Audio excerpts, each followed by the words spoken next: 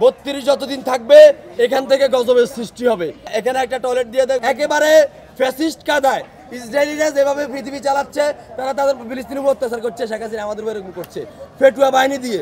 তাদের সন্ত্রাস, তাদের সিভিল সন্ত্রাস ছিল এবং তাদের প্রশাসনিক সন্ত্রাস ছিল। যারা রাষ্ট্রের খাই, জনগণের খাই, জনগণকে গুলি করছে। যারা রাষ্ট্রের খাই, জনগণের খাই, জনগণকে গুলি করছে, হত্যা করছে, নির্বিচারে মানুষকে হত্যা করেছে এই প্রশাসন, আমেরিকা আমলের পেটুয়া প্রশাসন এভাবে করছে। আমরা বলবো এই বাংলাদেশের মানুষ তীব্র ক্ষিপ্ত হয়ে এরপরে জুলাইতে আন্দোলন করেছে। ইনশাল্লাহ আল্লাহ বাংলাদেশের মানুষকে বিজয় দান করেছে। আমি বলবো 32 যতদিন থাকবে এখান থেকে গজবের সৃষ্টি হবে। এটা থাকার কোনো প্রয়োজন নাই। এটাকে ধ্বংস করে দেখ। এখানে একটা টয়লেট দিয়ে দেখ, মানুষ আসবে যাবে ব্যবহার করবে। আমি এই দাবিটা করতেছি আপামর জনগণের কাছে।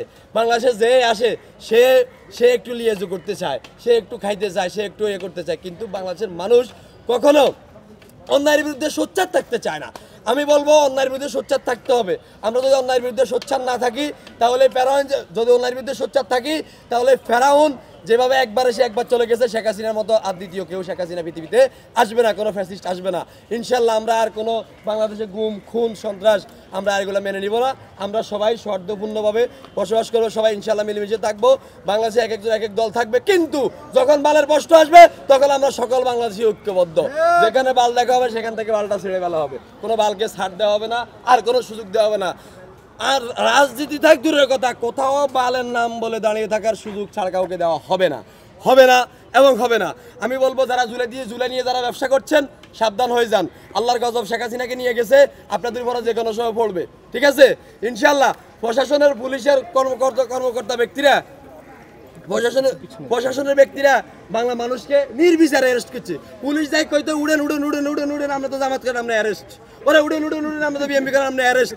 আল্লাহর গজব পুলিশ। আমি শুনেন, আমি 18 সালে প্রত্যক্ষ সাক্ষী। পুলিশ যাই বলি এসে কিয়া কালকে ভোট আছে, আপনি কালকে কেন্দ্রে যাবেন না। মনে হয় এর মা কইছে, এর মায়ের বেতন দেয়, এর মায়ের বাপের টঙ্গি বাড়ার কি জায়গা তুমি বেশি বেতন দেয় হেতারে হেতে কই আছে। এত ফালতু প্রশাসন আওয়ামী লীগের আমলে ছিল। আল্লাহর গজব হচ্ছে ওরে প্রশাসন চাই কেন মানুষের ঘুম করিয়ে লিত, প্রশাসন চাই মানুষকে অ্যারেস্ট করতো, প্রশাসন চাই এটা করতো। মনে হয় শেখ হাসিনা কইলে হসাইও দিল, হসাই দিলে বুঝছিনি, মানে আগার পরে যে ফ্লাশ এটা করে দিল। এরকম ভাবে শেখ হাসিনা গোলামি করছে এই বাংলাদেশের প্রশাসন।